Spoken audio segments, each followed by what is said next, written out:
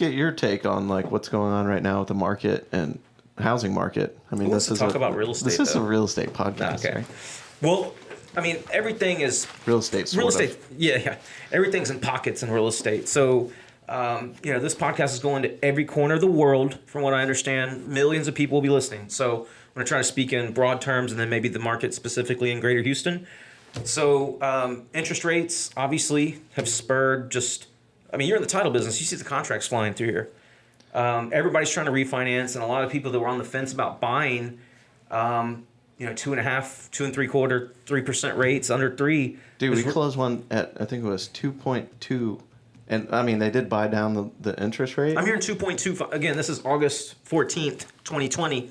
I'm hearing 2.25. Right. With no points. And let's be clear, that's not everybody's rate. It's dependent on your financial situation. Yes, that's top tier credit, 720 and above, maybe even 740, I don't know. And that could have been on a 15. I think that was a 15. No, this was a 30. Yeah. I'm seeing 2.5s on 30s, but you might have to buy down. Yeah. I don't know how many basis points it is, but yeah, so rates have the pent up demand from April, May, when the whole world was shut down pretty much. Texas kind of reopened in June and kind of reclosed in July, but it's kind of the new norm. So, but the first couple months, the quarantine, it was really, we have the oil and gas sector is huge in Houston. It's a little more diversified than it was in the 80s during the savings and loan crisis, right? And the 70s, OPEC, Jimmy Carter, all that stuff that I've read about, for millennials out there. Anyway. So who's that? Yeah. So Houston's a lot more diversified with jobs. We have a growing tech sector. The medical center's world renowned. So we have a lot of medical services jobs. But oil and gas, a lot of people out here, and a lot of the affluent and kind of middle class, upper middle class. With oil and gas, what happened with Russia and Saudi Arabia, a lot of my oil and gas people were hurting when oil was at 20 a barrel. So, it's just been a double whammy and some uncertainty. But then with the rates, coming in a few months ago, everybody's refinancing.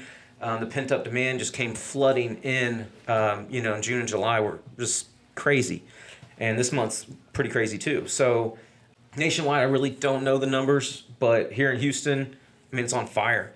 And that's for sellers, buyers. Inventory is scarce, in some of these neighborhoods like right. Riverstone, for example. I have a 4,600 square foot home. So Riverstone's a Johnson development community in Sugar Land. Probably has a few hundred more homes being built there. It's going to be built out, and this has been a 15-year development. So Sugar Land is almost, it's built out. So if you want to get into a new home in Sugar Land, you better act quick. Safe to say that.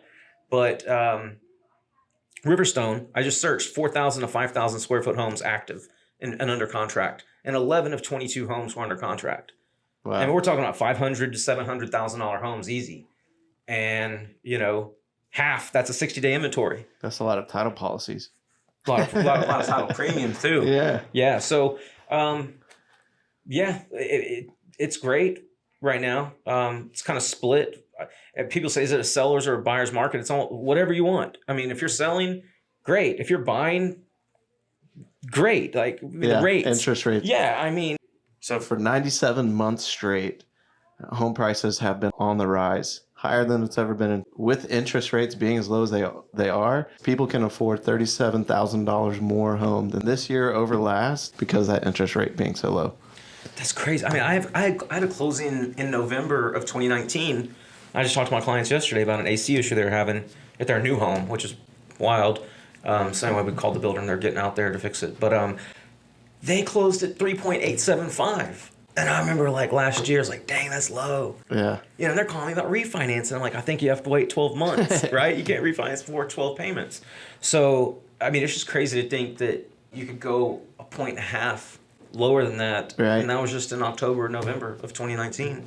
So I should check into refinancing my student loan. Got student loans? Yeah. Dude, man, you better get back to work. Yeah. Uncle Sam, don't play around with that. They'll put your butt in jail. The student loan is the only loan that doesn't get relieved if you file bankruptcy. I bet you die. They'll calling your parents or calling your sister or calling your dog or something, trying to get a piece of it. We need this money for this dated information that we gave you. You can keep it. We'll throw a couple grand extra on there to cover the funeral, but you got to pay it back. Yeah. Yeah, they don't play around.